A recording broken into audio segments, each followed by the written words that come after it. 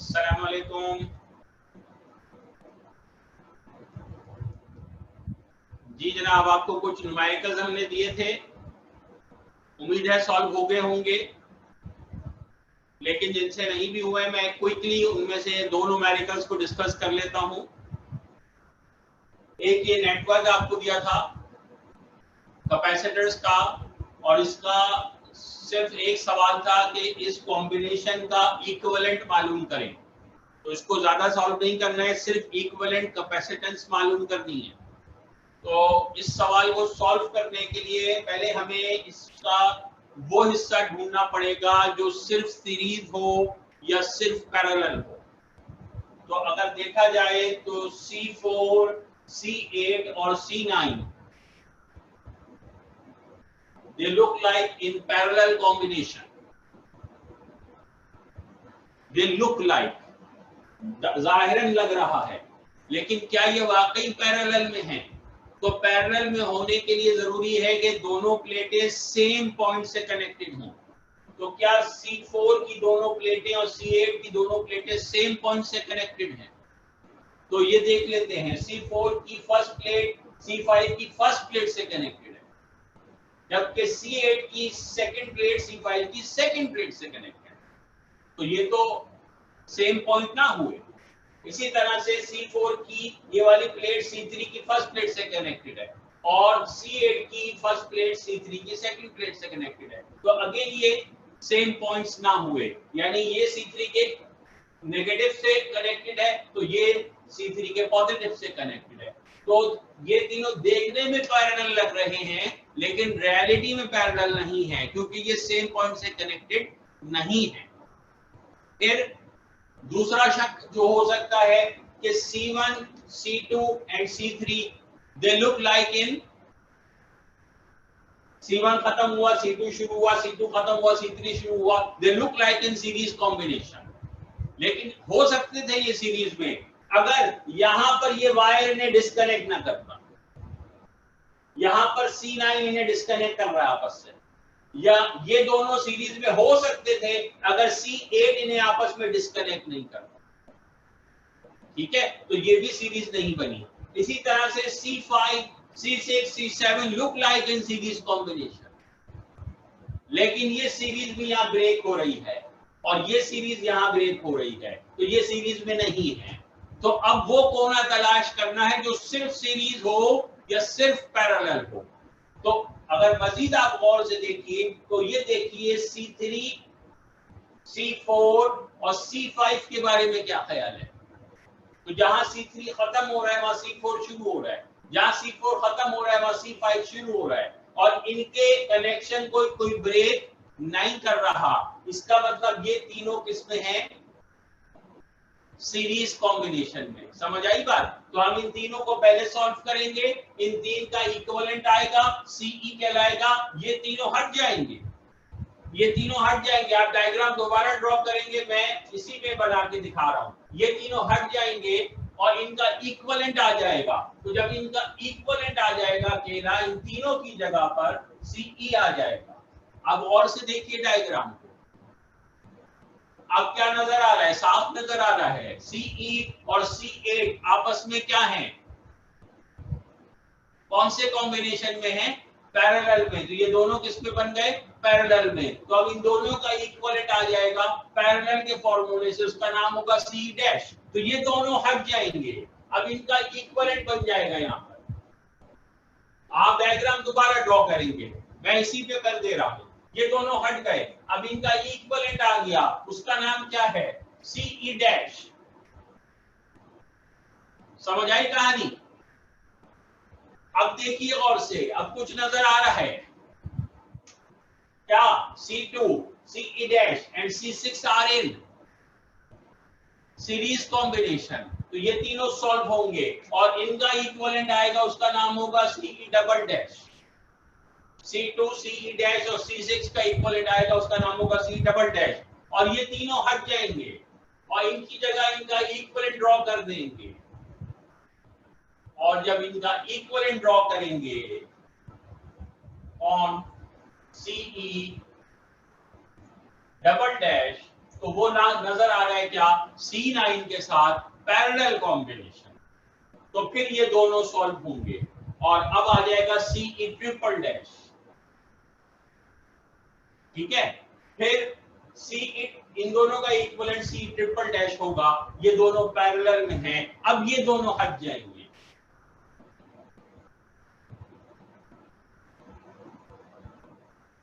और अब इन दोनों का इक्विवेलेंट आ जाएगा।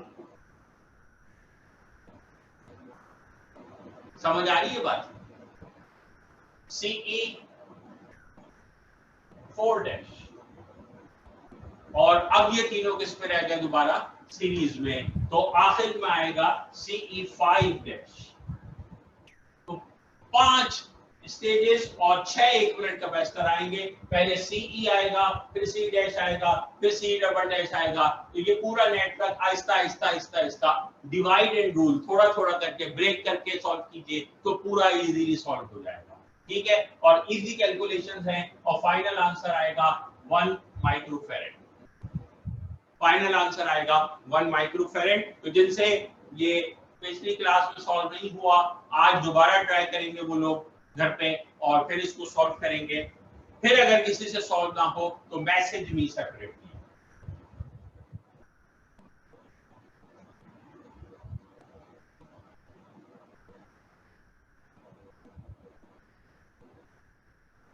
फिर एक और सवाल था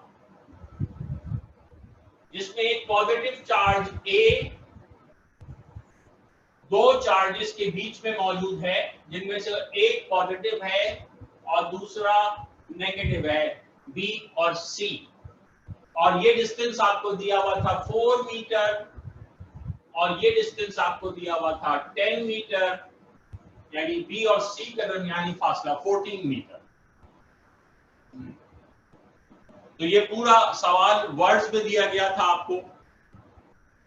charge A is placed between two charges B and C. Charge A is at a distance of 4 meter from B and a distance of 10 meter from C. Find the force experienced by charge A. तो अब charge A पे force कौन लगाएगा, B लगाएगा और कौन लगाएगा, C लगाएगा। तो इस पर दो फोर्सेस लग रही हैं, तो आपको दोनों का मैग्नीट्यूड अलग अलग निकालना होगा। एक का नाम होगा FBA, दूसरे का नाम होगा FCA। एक वो फोर्स जो BA पर लगा रहा है, दूसरी वो फोर्स जो CA पर लगा रहा है।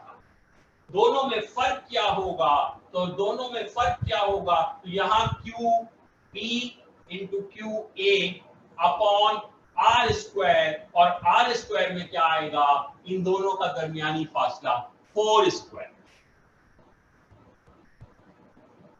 तो यहाँ पे इस इक्वेशन में ये फासला है, और जब आप FCA निकालेंगे तो QA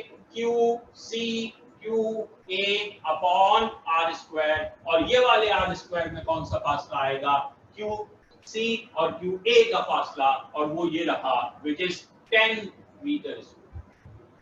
तो 10 का स्क्वायर रखेंगे और QC की वैल्यू रखेंगे और QA की वैल्यू रखेंगे।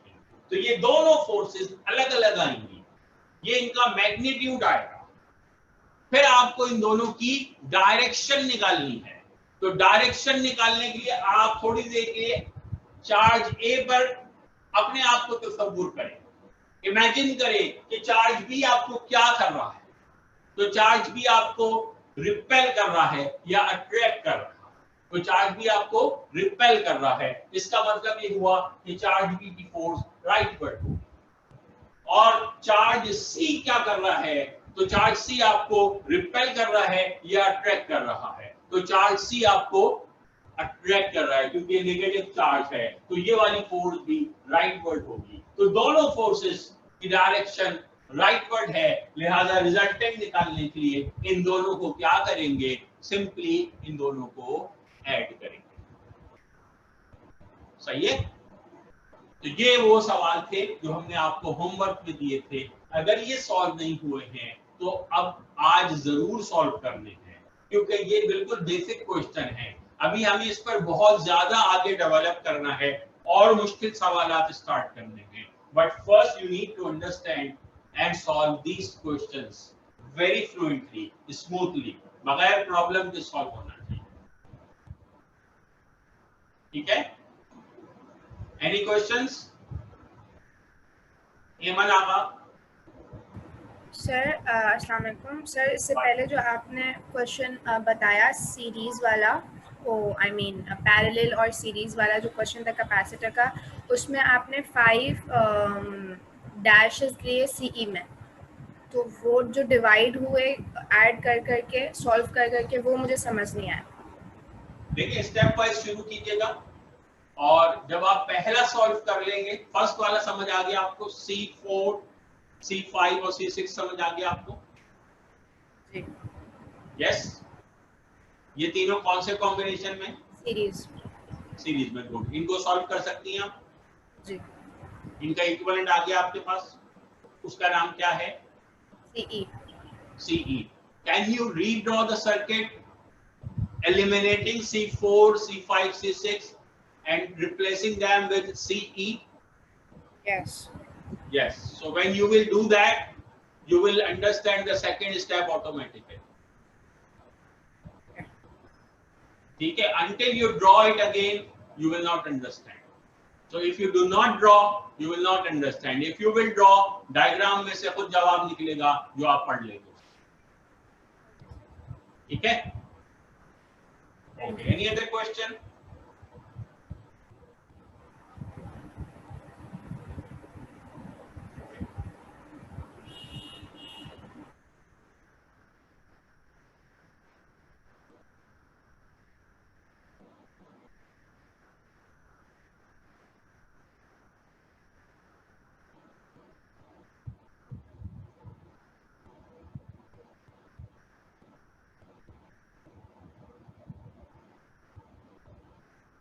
अब हम कूलम्स लॉ की फोर्सेस के मजीद सवालात की तरफ बढ़ रहे हैं, और वो करने से पहले मुझे आपको थोड़ा सा वेक्टर एडिशन याद दिलाना पड़ेगा जो आपने मैट्रिक में फर्स्ट ईयर में सीखा था, क्योंकि फोर्सेस के रिजल्टेंट निकालने के लिए आपको ज्यादातर वेक्टर एडिशन का कॉन्सेप्ट इस्तेमाल करना होगा। जब भी दो या दो से ज्यादा vectors, force is a vector quantity, जब भी दो या दो से ज्यादा वेक्टर्स का रिजल्टेंट निकालना होता है तो फिर रिजल्टेंट निकालने के लिए प्रॉपर ग्राफिकल मेथड या हेड टू टेल रूल इस्तेमाल करना होता है, मालूम है आपको? और ग्राफिकल मेथड या हेड टू टेल रूल को अप्लाई करके एक और मेथड आपने सीखा था जिसे रेक्टेंगुलर कंपोनेंट मेथड कहते थे। और रेक्टेंगुलर कंपोनेंट मेथड में और ग्राफिकल मेथड में फर्क ये है कि ग्राफिकल मेथड के लिए आपको ज्योमेट्री बॉक्स पूरा चाहिए होता है, और रेक्टेंगुलर कंपोनेंट मेथड के लिए सिर्फ दिमाग और कैलकुलेटर चाहिए होता है। आप बगैर ज्योमेट्री बॉक्स के उसको सॉल्व कर सकते हैं। ये वेक्टर एडिशन के मुख्तलिफ प्रोसेसेस हैं। इनके अभी आपको अगर पूरा प्रोसेस मोस्ट प्रोबेबली जहन में नहीं आ रहा होगा, लेकिन एटलीस्ट नाम तो याद आ रहे होंगे कि ऐसे नाम कभी सुने हैं, या वो भी नहीं आ रहे, वो आ रहे, शुक्र है। तो graphical method, head to tail rule, ये ज्योमेट्रिकली सॉल्व करते हैं, और रेक्टेंगुलर कंपोनेंट मेथड में आप हर वेक्टर को रिजॉल्व करते हैं एक्स वाई में, फिर सारे एक्स ऐड कर लेते हैं और सारे वाई ऐड कर लेते हैं, तो ये रिजल्टेंट का एक्स आ जाता है, रिजल्टेंट का वाई आ जाता है, और फिर उन एक्स और वाई को वापस कंपोज कर लेते हैं। ठीक, अब हम आपको एक और मेथड याद दिलाते हैं जो इन सब का शॉर्टेस्ट कट है, और वो है कहलाता है cosine law. Rectangular component method से ही निकला है कोसाइन लॉ, और कोसाइन लॉ के मुताबिक अगर एक वक्त में दो वेक्टर्स का रिजल्टेंट निकाले, यानी अगर चार भी हैं तो दो दो करके सॉल्व करें, तो अगर एक वक्त में दो वेक्टर्स का रिजल्टेंट निकालना है तो कोसाइन लॉ के मुताबिक इनके रिजल्टेंट का मैग्नीट्यूड बराबर होगा किसके? फॉर एग्जांपल दो वेक्टर्स का नाम है F1 और F2, और इनका दरमियानी angle, the smaller angle between them is theta, then f is equal to under root f1 square plus f2 square plus 2 f1 f2 cos theta। याद है ये या नहीं? ठीक है, इसका नाम है कोसाइन लॉ। ये ग्राफिकल मेथड और रेक्टेंगुलर कंपोनेंट मेथड का भी शॉर्टेस्ट वे है, शॉर्टेस्ट पॉसिबल वे है, लेकिन शर्त ये है कि दो वेक्टर्स को एक वक्त में रिजॉल्व, दो वेक्टर्स का एक वक्त में रिजल्टेंट निकालना है। तो अगर दो वेक्टर्स है f1 f2 और उनके दरमियान स्मॉलर एंगल थीटा है, देन रिजल्टेंट का magnitude will be under root f1 square plus f2 square plus 2 f1 f2 cos theta. ठीक है, तो क्या पता होना चाहिए? दो वेक्टर्स का रिजल्टेंट निकालने के लिए उनका मैग्नीट्यूड पता होना चाहिए और उनका दरमियानी एंगल पता होना चाहिए, स्मॉलर एंगल बिटवीन। अब मैं आपको कोसाइन लॉ का भी शॉर्टेस्ट हिस्सा बताता हूं। तो जब दो वेक्टर्स, तीन सूरतों में दो वेक्टर्स का रिजल्टेंट निकालना बहुत ही आसान हो जाए, जिसको हम क्लियरली कह सकते हैं जिंदगी आसान हो गई। उसमें से पहली सूरत यह है कि दोनों वेक्टर्स के दरमियान एंगल 0 डिग्री हो, यानी दोनों वेक्टर सेम डायरेक्शन में हो। तो अगर दोनों वेक्टर सेम डायरेक्शन में हो तो उनका रिजल्टेंट निकालने के लिए कुछ नहीं करना, सिंपली उनको ऐड करना है। ये भी यहीं से आया है, ये यहीं से आया है। कैसे? थीटा रखिए 0, cos 0 क्या होगा? cos 0 होता है 1, cos 0 होता है 1। तो अब ये फॉर्मूला शॉर्ट होके रह गया a square plus b square plus 2ab। तो this becomes a plus b whole square, तो this becomes f1 plus f2 whole square. तो f1 plus f2 whole square को अंडर रूट करें, आंसर आ जाएगा f1 प्लस f। ठीक है, तो ये भी दरअसल कोसाइन लॉ से ही निकला है। ये शॉर्टेस्ट मेथड ये है कि अगर दो वेक्टर सेम डायरेक्शन में हो, रिजल्टेंट निकालने के लिए ऐड करेंगे। दूसरी कंडीशन, अगर दो वेक्टर्स अपोजिट डायरेक्शन में हो, यानी थीटा 180 डिग्री हो, दो वेक्टर्स अपोजिट डायरेक्शन में हो, तो उनको रिजल्टेंट निकालने के लिए क्या करते हैं? उनका रिजल्टेंट निकालने के लिए बड़े वेक्टर में से छोटे वेक्टर को माइनस कर देते हैं। और ये भी यहीं से आया है। कैसे? थीटा रखिए 180, cos 180 कितना होगा? -1। तो -1, तो यहां -1 में प्लस की बजाय हो जाएगा माइनस। तो ये फॉर्मूला बन गया a minus B whole square का, a स्क्वायर माइनस 2ab प्लस b square, a minus B whole square. तो a minus B whole square को जब अंडर रूट करेंगे तो आंसर आएगा a माइनस b, यानी f1 माइनस f2।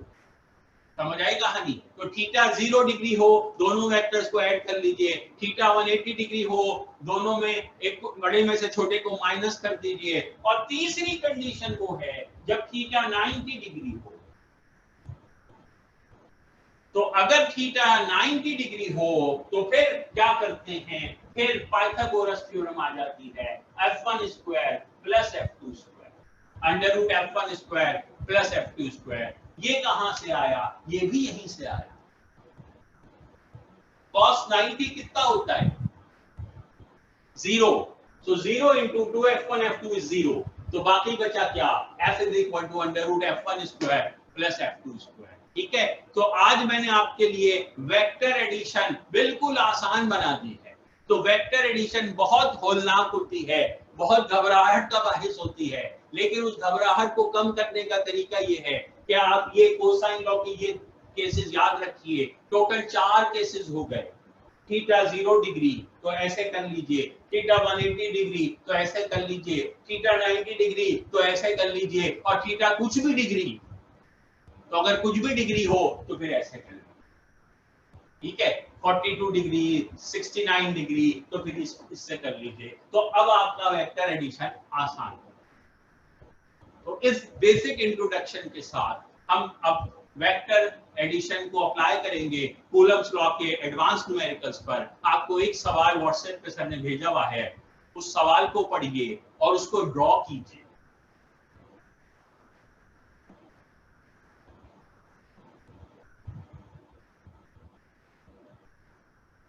सवाल को पढ़िए, उसे ड्रॉ कीजिए, फिर डिस्कस करेंगे। पहले आपको ड्रॉ करना है उसे।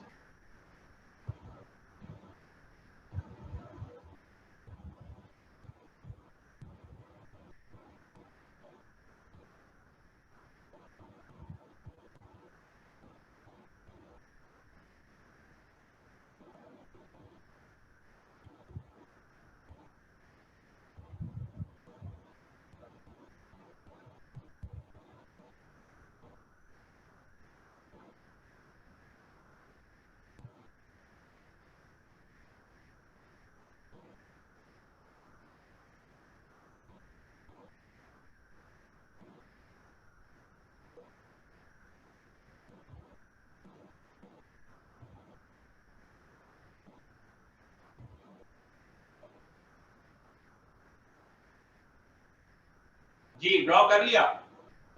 तो 3 point charges each of 4 microcoulomb, जब प्लस माइनस ना बोला जाए इसका मतलब वो प्लस है। तो 3 point charges of 4 microcoulomb are placed at the 3 corners of a square of side 20 cm। तो एक स्क्वायर है, उसकी साइड, हर साइड 20 सेंटीमीटर की है। तो पहले तो हमने बनाया स्क्वायर, और स्क्वायर बनाने के बाद उसके 3 कॉर्नर्स पर चार्जेस बना दिए। तीनों पॉजिटिव चार्जेस हैं, ठीक है, देखिए मैंने बोर्ड पे बनाया हुआ है, तीनों पॉजिटिव चार्जेस हैं, 3 कॉर्नर्स पे चार्जेस बना दिया आपने। नाम दे दीजिए, एक को Q1 कह दें, एक को Q2 कह दें और एक को Q3 कह दें। और तीनों की वैल्यू दी हुई है 4 माइक्रोकूलम, सेम वैल्यू है तीनों की। अब सोचिए पूछा क्या है, फाइंड, देखिए मैंने डायग्राम ड्रॉ किया, आपने भी ऐसे ही ड्रॉ किए। Yes, the only difference that might happen कि आपने इसमें से ये स्क्वायर इधर भी बनाया जा सकता है, क्योंकि एक कॉर्नर खाली होगा, तो वो कोई भी एक हो सकता है और कोई भी 3 पे चार्ज हो सकता है। तो find the magnitude of force on each, each क्या, ईच चार्ज, हर चार्ज पर लगने वाली फोर्स का मैग्नीट्यूड मालूम करें।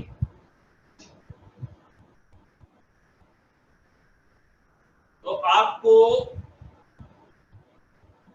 कौन से चार्ज पर लगने वाली फोर्स मालूम करनी है, Q1 पर, Q2 पर या Q3 पर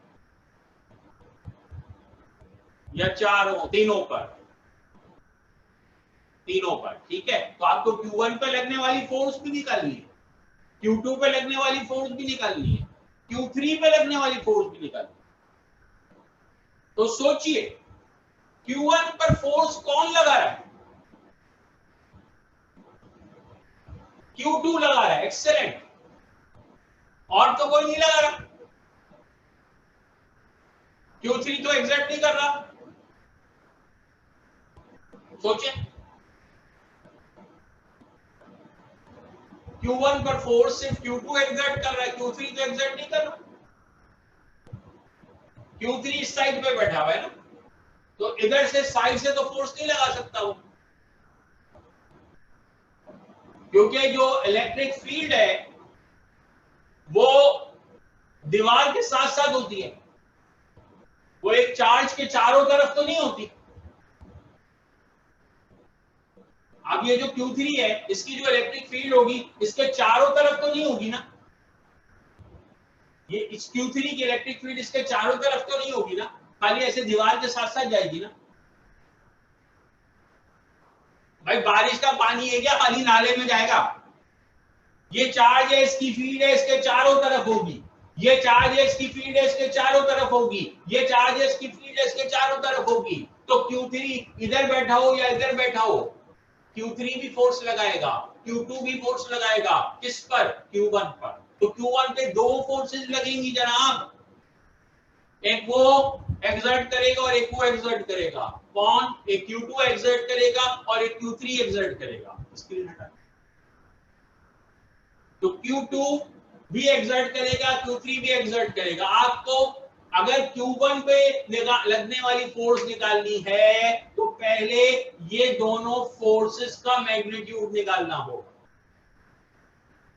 फिर इन दोनों की डायरेक्शन निकालनी होगी, फिर इन दोनों का रिजल्टेंट निकालना होगा। That will be the force on Q1। सुना आपने? अगर आपको Q1 पे लगने वाली फोर्स निकालनी है तो पहले देखिए इस पे फोर्सेस लग कौन कौन सी रही हैं, तो इसके आसपास कौन कौन से चार्जेस हैं। तो इसके आसपास एक ये चार्ज है, एक ये चार्ज है, तो दो फोर्सेस लग रही हैं, एक ये लगाएगा, एक ये लगाएगा। दोनों का मैग्नीट्यूड निकालिए, फिर दोनों की डायरेक्शन निकालिए।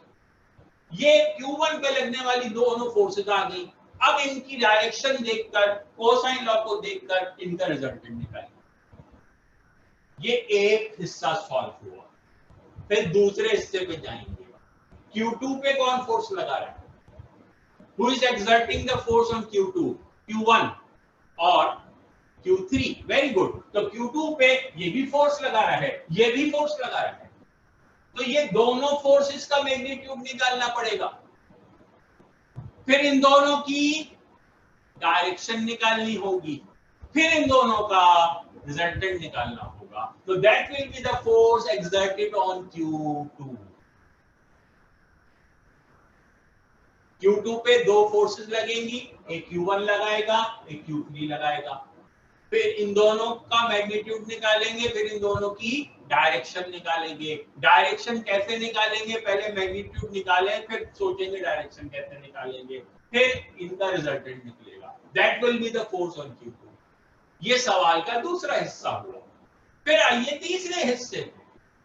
Q3 पे कौन फोर्स लगाएगा? तो Q3 पे Q1 फोर्स लगाएगा और Q2 फोर्स लगाएगा। तो दो फोर्सेस लगेंगी, वो दोनों अलग अलग निकलेंगी, फिर उन दोनों की वो निकलेगी क्या?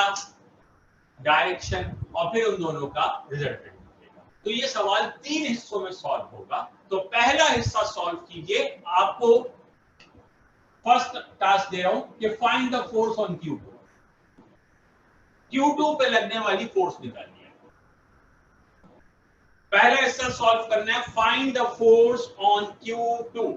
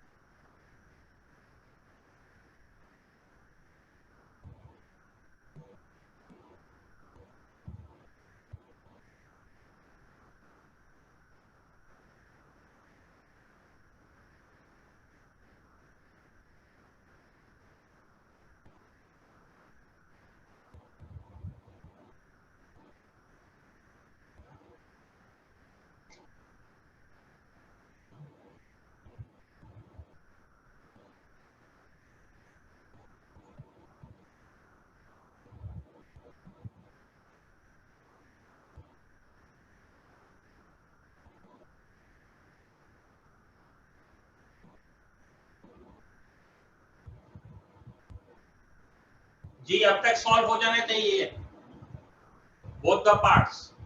तो फोर्स का नाम रखेंगे कैसे, F, एक वो फोर्स है जो Q1 Q2 पे एक्सर्ट कर रहा है, इसका नाम हुआ F12।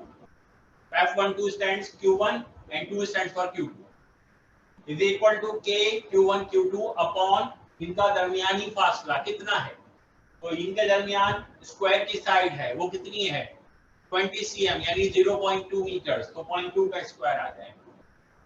सही है, इसका आंसर निकाल लीजिए, क्या आया आंसर 5 पॉइंट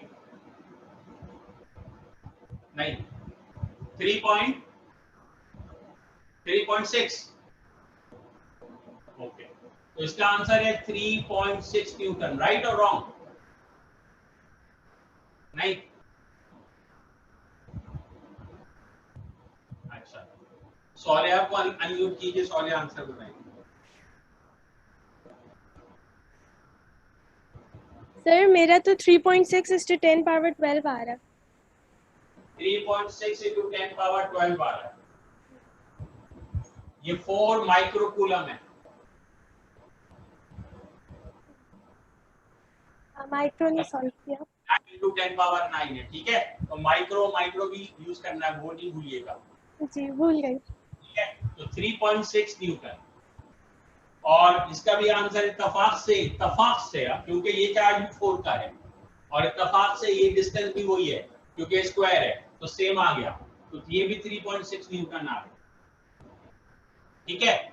अब क्या करना चाहिए, now draw the direction of these forces, अब इन फोर्सेस की डायरेक्शन ड्रॉ कीजिए, और डायरेक्शन ड्रॉ करना है तो मैंने कहा था याद रखिए उस चार्ज को फोकस कीजिए जो फोर्स एक्सपीरियंस कर रहा है, put yourself in the place of that charge. आप Q2 हैं तो अब आपके ऊपर आप Q2 हैं तो अब आपके ऊपर ये दोनों फोर्सेस कैसे लगेंगी,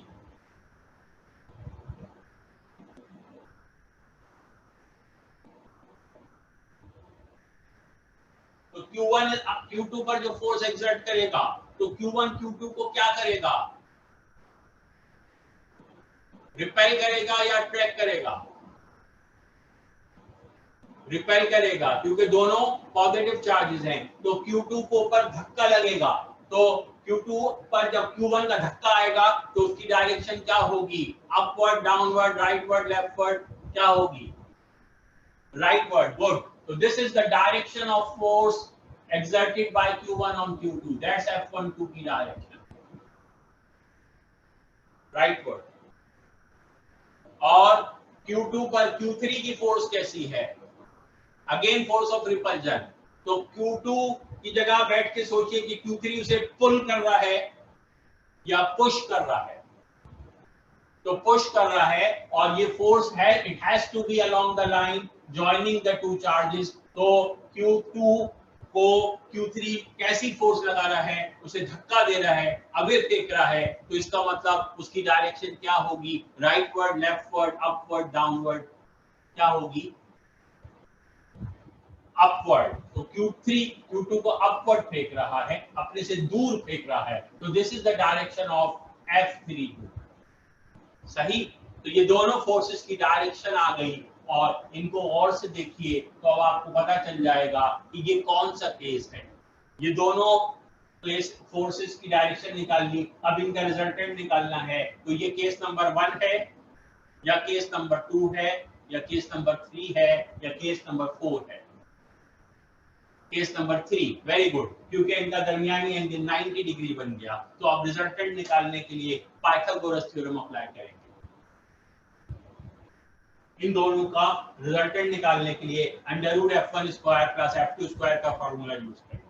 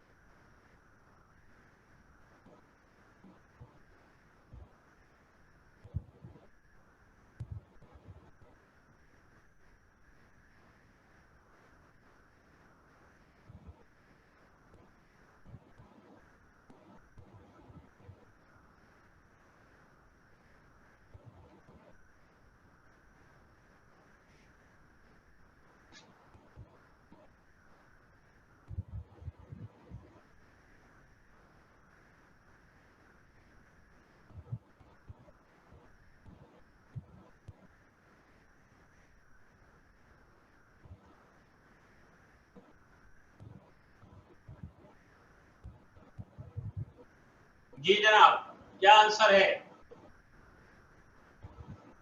5.9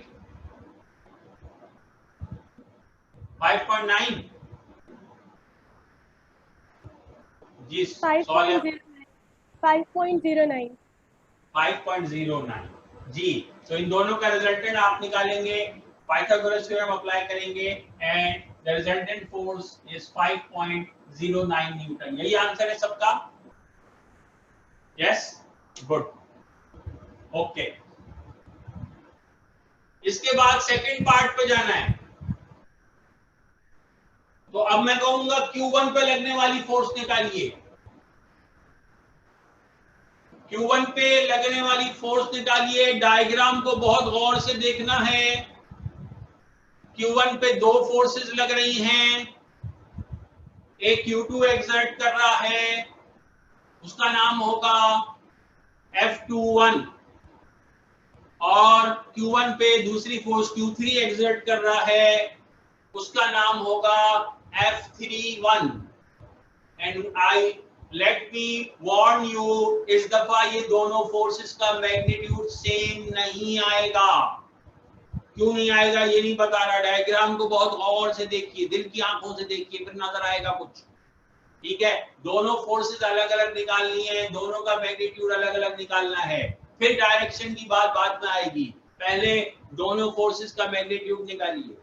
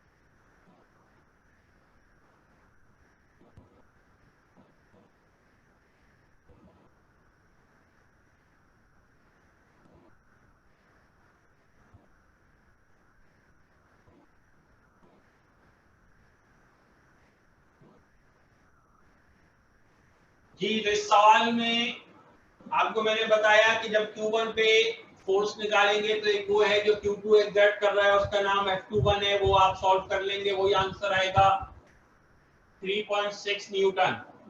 फिर जब आप F31 निकालने जाएंगे तो मैंने हिंट दे दी थी कि ये मैग्नीट्यूड डिफरेंट आएगा। तो क्यों डिफरेंट आएगा? Q3 तो वही है 4, Q1 भी 4 है, K भी वही है, तो फर्क कहाँ है? Yes, look at the diagram. जब Q3 Q1 पे फोर्स लगाएगा तो this has to be along the line joining the two charges, and the line joining the two charges is this. So this is the distance between Q3 and Q1. 0.2 नहीं है distance, ये है distance. अब ये distance कैसे आएगा? तो ये डिस्टेंस निकालने के लिए आपको इस राइट एंगल ट्राइंगल को देखना पड़ेगा। ये बन गया राइट एंगल ट्राइंगल, तो आपको ये पता है 0.2, आपको ये पता है 0.2, और ये नहीं पता, आपको x चाहिए। तो पाइथागोरस थ्योरम याद आ गई, तो आपको x square is equal to 0.2 का स्क्वायर प्लस 0.2 का स्क्वायर। समझ आई कहानी? तो यहां से आपको x की वैल्यू मिलेगी 0.28, या जो भी x स्क्वायर की वैल्यू आए वो डायरेक्ट भी फॉर्मूले में पुट कर सकते हैं।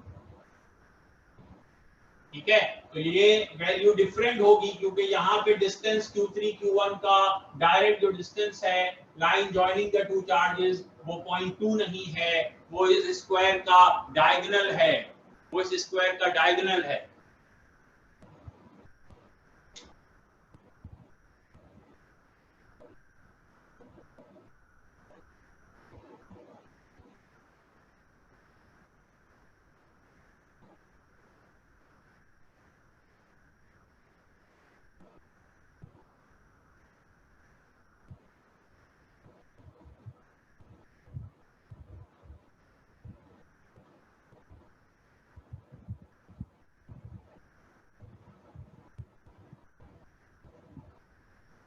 तो अब क्या फोर्स आई आपके पास?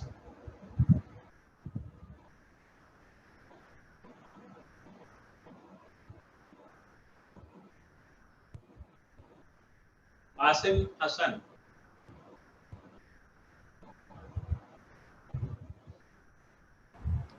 5.04 न्यूटन। नहीं, मुझे ये वाली फोर्स बताइए, F31। 1.8 न्यूटन। Very good. तो F31 की वैल्यू आएगी 1.8 न्यूटन।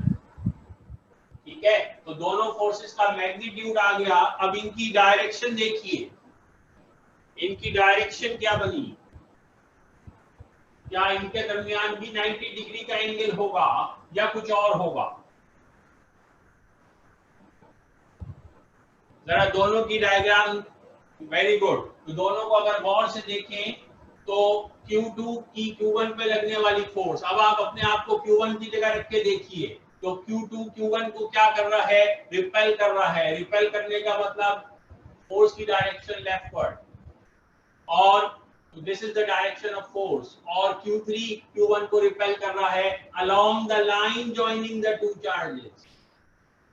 ठीक है, तो इस लाइन के अलोंग रिपेल कर रहा है। तो now this is the direction of F31 and this is the direction of F21 and this is the angle between the two vectors, and this angle is equal to this angle, और diagonal जो है वो एक square के opposite angle को 90 degree को half कर देता है। so this angle is always 45 degree, this angle is always 45 degree, तो ये एंगल भी बनेगा 45 डिग्री। ठीक है, तो डायरेक्शन दिखाने के लिए आपने ये देखना है कि फोर्सेस क्या कैसे बनेंगी। तो force is always drawn along the line joining the two charges. तो Q3 और Q1 को ये लाइन जॉइन कर रही है, विच इज द डायगोनल, और Q2 और Q1 को ये लाइन जॉइन कर रही है। तो this is the force, this is the force, and this is the angle, and this angle is alternate angle to this angle. तो ये एंगल कितना है? 45 डिग्री। तो ये एंगल कितना होगा? 45 डिग्री। ठीक है, ड्रॉ कीजिए डायगोनल प्रॉपर, डायगोनल को एक्सटेंड कीजिए, डायगोनल को एक्सटेंड कीजिए, और Q2 वाली डायरेक्शन को भी एक्सटेंड कीजिए, फिर इनका दरमियानी एंगल देखिए। सर F31 का आंसर डिफरेंट नहीं आ रहा। अच्छा, मैंने चेक नहीं किया, वैसे आपके पास क्या आंसर है? सर मेरे पास तो 22.5 आ रहा है। नहीं, 22.5 बहुत दूर हो गया। आप अंडर रूट करना तो नहीं भूलिए। अंडर रूट मतलब 0.08 का स्क्वायर लेंगे ना, क्योंकि आपने कहा था 0.2 स्क्वायर प्लस 0.2 स्क्वायर करेंगे ना, और फिर उसको तो अंडर रूट, अंडर रूट भी। अच्छा क्योंकि वो तो एक्स स्क्वायर का आंसर है ना, तो एक्स स्क्वायर इज अच्छा equal to 0.2 square plus 0.2 square. तो या तो एक्स स्क्वायर पूरा ले लीजिए आंसर, या अगर यहाँ से x की वैल्यू चाहिए तो इनको अंडर रूट करेंगे, वो आएगी 0.28। तो 0.28 जब प्लेस करेंगे यहाँ पर तो फिर उसको वापस स्क्वायर करेंगे। अच्छा, सही सही, थैंक यू सर। तो ये इस सवाल का सेकंड पार्ट सॉल्व होगा। ये कंप्लीट करके फिर आपको थर्ड पार्ट सॉल्व करना है। थर्ड पार्ट आप होमवर्क में कर सकते हैं, ठीक है? तो आप जरूरी ऐलान सुन लीजिए। पहला जरूरी ऐलान ये है कि अगर इंशाल्लाह कोविड के हवाले से हालात सही रहते हैं और गवर्नमेंट कोई नई रिस्ट्रिक्शन नहीं लाती, तो ये जो कमिंग वीक है, ये छोड़कर जो वीक आ रहा है which will start on 5th of October, तो हम ऑन कैंपस क्लासेस स्टार्ट कर देंगे। और ऑन कैंपस क्लासेस में थोड़ा सा टाइम टेबल को इस तरह रखा जाएगा कि सारे स्टूडेंट एक साथ नहीं आएंगे, बल्कि half student at a time मौजूद होंगे। तो उसकी वजह से हमें डेज थोड़े से कम ज्यादा करने पड़ेंगे। तो आपकी क्लासेस जो हैं वो यूजुअली हफ्ते में 3 या 4 दिन हुआ करेंगे, ठीक है? और उसमें भी ये ऑप्शन होगा कि जिन बच्चों ने लिखा था कि हम क्लास के बजाय ऑनलाइन लेना चाहेंगे, उन बच्चों को हम ऑनलाइन ही का ऑप्शन दें। तो वो बच्चे जो ऑनलाइन कंटिन्यू करना चाहते हैं, तो जो हम क्लास में पढ़ा रहे होंगे वो डायरेक्ट ऑनलाइन भी ट्रांसमिट कर रहे होंगे, ठीक है? तो ये सारी डिटेल्स आपको नेक्स्ट वीक के एंड तक मिल जाएंगी कि आपको किस ग्रुप में आना है, आपके दिन कौन से हैं, टाइमिंग क्या है। टाइमिंग यूजुअली 3:15 बजे स्टार्ट होगा और 6 बजे तक कंप्लीट होगा, ठीक है? तो जिस दिन की क्लास होगी वो 3:15 till 6 PM होगी। मंडे को आपका टेस्ट है, कमिंग मंडे को, जिसके लिए आपको कैंपस बुलाया गया है। और ट्यूसडे वाला टेस्ट हमने मंडे शिफ्ट किया है। कल आपकी छुट्टी है, तो आप सुकून से फुल डे तैयारी कीजिए। और ट्यूसडे को फिजिक्स के साथ दूसरा टेस्ट कौन सा होता है? इंग्लिश का, केमिस्ट्री का? केमिस्ट्री, तो केमिस्ट्री भी मंडे को होगा। तो फिजिक्स और केमिस्ट्री दोनों जो ट्यूसडे का टेस्ट है आपका, वो इस वीक मंडे को होगा। और मंडे को आपको 3:15 बजे आना है और आप 5:15 साढ़े 5 बजे फारिग होंगे, ठीक है? और प्रॉपर एसओपीज के साथ आना है। हर स्टूडेंट मास्क साथ लाएगा, हर स्टूडेंट वाटर बॉटल साथ रखेगा, हर स्टूडेंट हैंड सैनिटाइजर साथ रखेगा और हर स्टूडेंट अपनी स्टेशनरी साथ रखेगा। एक्सचेंजेस अलाउड नहीं होंगे। ये ना हो कि वहां जो सहेलियां किरण से बात मिले तो एक्साइटेड हो जाए, दूसरे को चढ़ना शुरू कर दें, तो पता चलेगा एक हफ्ते में कोविड के केसेस डबल हो गए, ठीक है? तो ये सब नहीं होगा। दूर दूर से मिलना, हाय बस, ठीक है? तो हाय से ज्यादा मुलाकात नहीं होगी। तो distances have to be maintain inside the class, outside the class. This is very important. Monday का टेस्ट, क्योंकि फर्स्ट ऑफिशियल रिटन टेस्ट हम ले रहे हैं फॉर्मल तरीके से, तो you have to be very well prepared. तो I expect full attendance and I expect full performance, best performance, ठीक है? तो प्रॉपर तैयारी कीजिए। समझे बोर्ड का एग्जाम होने वाला है।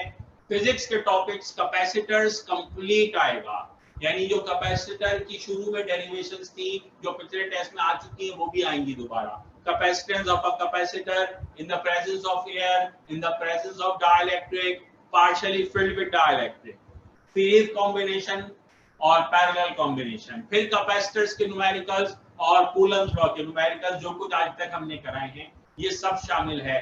तो न्यूमेरिकल्स की प्रैक्टिस का तरीका ये है जितने न्यूमेरिकल्स हमने कराए हैं वो आप दोबारा सॉल्व करें।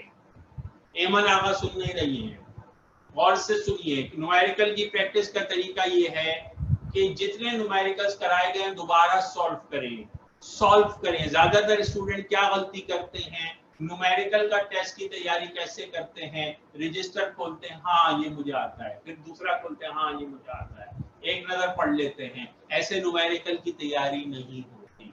न्यूमेरिकल की प्रैक्टिस के लिए सिर्फ सवाल पढ़िए, सारे सवाल जो हमने कराए हैं, 10 कराए तो 10, 15 कराए तो 15, सिर्फ सवाल पढ़िए, सॉल्व कीजिए बगैर सॉल्यूशन देखे, सॉल्यूशन छुपा लें, सॉल्व कीजिए। अगर पूरा सवाल सॉल्व हो गया, एक्सीलेंट, आगे बढ़ जाए। अगर कहीं अटक गए, कहीं फंस गए, तो थोड़ी सी चीटिंग कर लें, थोड़ा सा खोल के देख लें, ओहो अच्छा, थोड़ा सा देख लिया, तो जिस सवाल को थोड़ा सा देखा उस पर टिक लगा दें। अभी टिक की वजह बताता हूँ। फिर अगले सवाल पे गए, उसमें देखना नहीं पड़ा, फिर तीसरे सवाल पे गए, उसमें देखना नहीं पड़ा, फिर चौथे सवाल में देखना पड़ा, उस पे टिक लगा दें। सारे सवाल एक दफा सॉल्व करें, और जिन जिन पे टिक लगाया था, गैप लीजिए, चाय पीजिए, बातें कीजिए, बहन भाइयों को तंग कीजिए, 2 घंटे का गैप ले, दोबारा आइए, अब टिक वाले सवाल दोबारा सॉल्व करने हैं बगैर देखे। अब चीटिंग नहीं हो। तो अगर सेकंड अटेम्प्ट में भी गलती हुई, एक दफा फिर चीटिंग करनी पड़ी, तो एक और टिक लगा दी।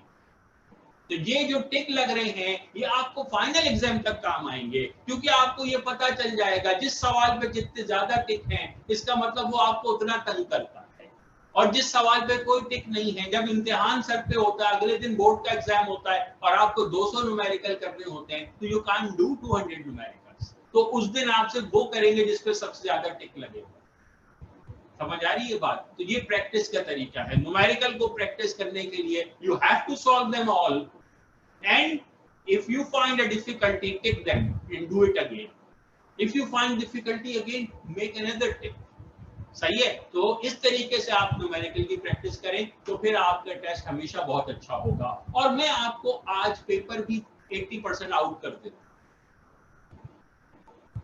5 सवाल होंगे, 2 डेरिवेशन होंगी, 3 न्यूमेरिकल होंगे। एक डेरिवेशन कैपेसिटेंस ऑफ कैपेसिटर की होगी, या तो एयर वाली, या डाइलेक्ट्रिक वाली, या पार्शियली फिट वाली। दूसरी डेरिवेशन या सीरीज कॉम्बिनेशन की होगी, या पैरेलल कॉम्बिनेशन की होगी। ये 2 सवाल आउट हो गए। 3 सवाल न्यूमेरिकल के, एक सवाल ऐसा होगा, एक सवाल ऐसा होगा, एक सवाल कॉम्बिनेशन ऑफ कैपेसिटर्स का होगा, और तीसरा सवाल अभी नहीं बता रहा। 80% पेपर बता दिए मैंने, 5 में से 4 सवाल बता दिए। इतना अच्छा टीचर मिलेगा आपको दुनिया में? ठीक है, 5 में से 4 सवाल आउट कर दिए मैंने आपके। अब बेहतरीन परफॉर्मेंस चाहिए आपकी तरफ से। ओके, अल्लाह।